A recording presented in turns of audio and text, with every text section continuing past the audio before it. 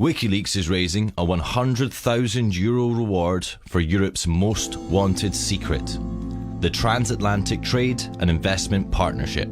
This is something enormous. It is about a final control, and it's the United States saying there may be another power in the world, but we will be the ultimate power. The TTIP is the most important thing that is happening in Europe right now.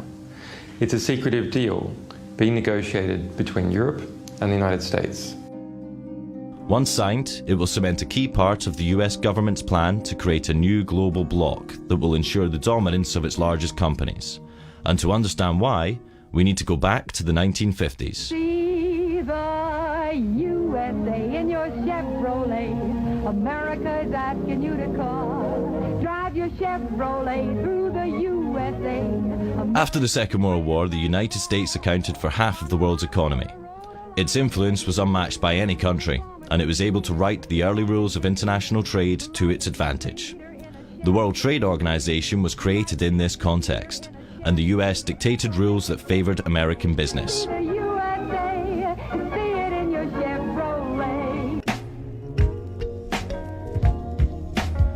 But as economies like China and India joined the WTO, it became a more democratized arena, and the US found it harder to control its decision-making. At the WTO, at its Doha rounds, India spoke up and Brazil spoke up, and the US lost control. I think it's no use beating around the bush. This meeting has collapsed. The US felt it needed a new strategy to maintain its global dominance. So in the classical American style, they went big. To bypass the WTO, they're creating the biggest international agreements that the world has ever seen. They're called the three big T's: the Trans-Pacific Partnership, or TPP, the Transatlantic Trade and Investment Partnership, or TTIP, and the Trade in Services Agreement, or TISA. And they're all being negotiated in secret right now.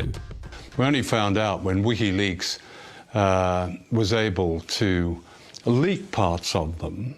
And what's interesting is when you look across all of these deals, whether it be TTIP, TPP or TISA, China is excluded, but also Brazil, Russia, India, South Africa, they're all excluded because those are the emerging economies. What is not often understood is that these agreements are part of a geopolitical war. This is a new war which is taking place between the United States and China. The United States is very scared of the rise of China, so it has moved to militarily encircle it through what is called the pivot to Asia, and now it's moving on to doing that economically. The basic idea which comes across from reading US strategy papers is the construction of a new grand enclosure. And to put inside this grand enclosure, the United States, 51 other countries, 1.6 billion people, and 2/3 of global GDP. To integrate Latin America away from Brazil and towards the United States, to integrate Southeast Asia away from China and towards the United States, and to integrate Western Europe, pulling it away from Eurasia as a whole and towards the Atlantic. Of the three big T's, Wikileaks has revealed 4 chapters of the TPP, which affects 12 countries in the Americas and Southeast Asia. We also obtained and released the core text of TISA, which affects 52 countries, including the EU. But nearly all of TTIP is still secret. When signed, TTIP will cover half of global GDP and will affect every European member state. Yet EU parliamentarians have serious restrictions in accessing the proposed agreement. Yeah, I found it incredible as well that for something which is a trade agreement, not a matter of life and death in terms of security, where maybe you can understand some restrictions, and we don't even like those very much, but for a trade agreement, you know, that we can't actually make notes about what it is we're reading, issues that we might want to take away to look into, which actually might reassure us, you know, if we really were able to sort of take this away and look at it in depth. We don't have access to the key documents, the most important ones, because the devil is in the detail. When it comes to trade agreements, you need to know exactly what's in the text so that you can assess what the impact's going to be. If EU parliamentarians want to see the TTIP, they have to call the US embassy and make an appointment. The appointments are only available 2 days a week for 2-hour time slots. Only 2 parliamentarians are permitted at once. They go to the US embassy, they have to hand in every electronic device, so they cannot possibly make a copy. They must agree to keep everything confidential, and then they're led to a secure reading room where 2 US embassy guards watch everything that they do. How can EU parliamentarians possibly understand what they're negotiating for Europe under these circumstances? The world's biggest corporations don't have the same problem. They have been receiving VIP access from day one and have had abundant influence in the negotiations.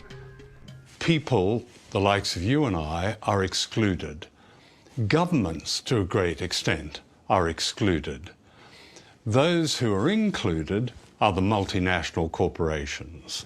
These agreements are basically corporate ownership agreements. The funny thing about free trade agreements, as we understand them, is they often have nothing to do with trade in the sense of the mutual lowering of tariffs. What they're about is enshrining an investor rights regime in the respective countries and ensuring that corporations can run wild in the respective economies with very, very little regulation or impingement by government or authorities. These treaties will have huge, huge implications for literally almost every critical issue that an individual citizen or community would care about: health, education, the environment, privacy, access to medicines. I mean, the list could go on. One of the most criticised aspects of TTIP is a system called the Investor State Dispute Settlement, or ISDS. It's a secretive international tribunal that allows companies to sue states over virtually anything that they can claim affects their investment. If a protest affects their profits, they can sue. If laws affect their profits, they can sue. If new regulations might impact where or what they want to do with their money, they can sue.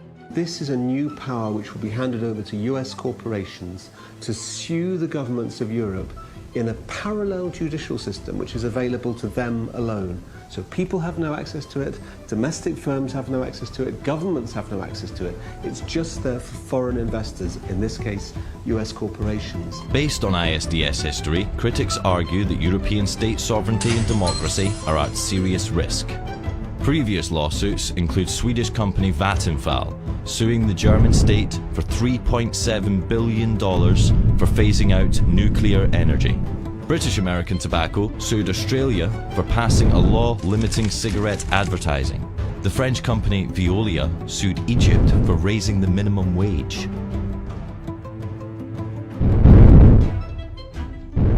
TTIP advocates say that in order for the EU and US to become a single market, regulatory barriers need to be eliminated. This way, for example, a US seatbelt manufacturer already selling seatbelts domestically wouldn't need to test for safety a second time, as the EU would agree to recognise the US safety standards. They argue that this would save costs, create jobs, and lower prices for consumers.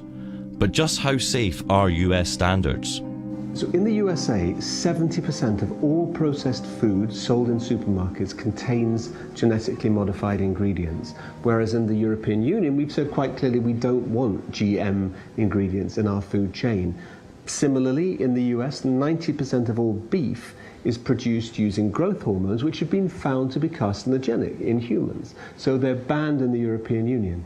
And what the US government is saying is that under TTIP, under the free trade rules that they want to bring in, European consumers don't get the right to choose. TTIP includes all the most important public sectors in Europe, including education, water, railways, postal services, and most controversially, it also includes public health services. What is so scary about this is that corporations want to lock in their power.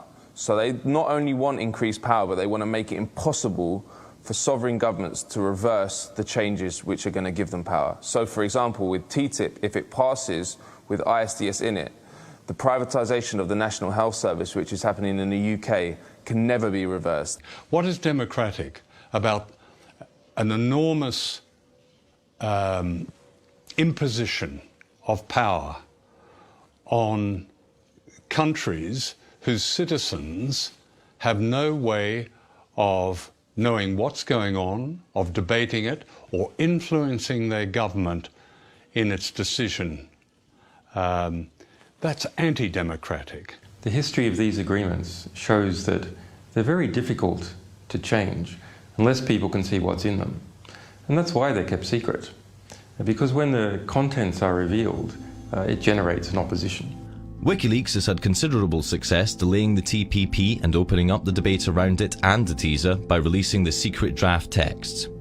Our publication of an earlier proposed US-EU agreement, the ACTA, killed it entirely. Wikileaks is raising a €100,000 reward for Europe's most wanted secret, the Transatlantic Trade and Investment Partnership. Help the world become a more transparent place. Do your part. Go to Wikileaks.org/TTIP-reward.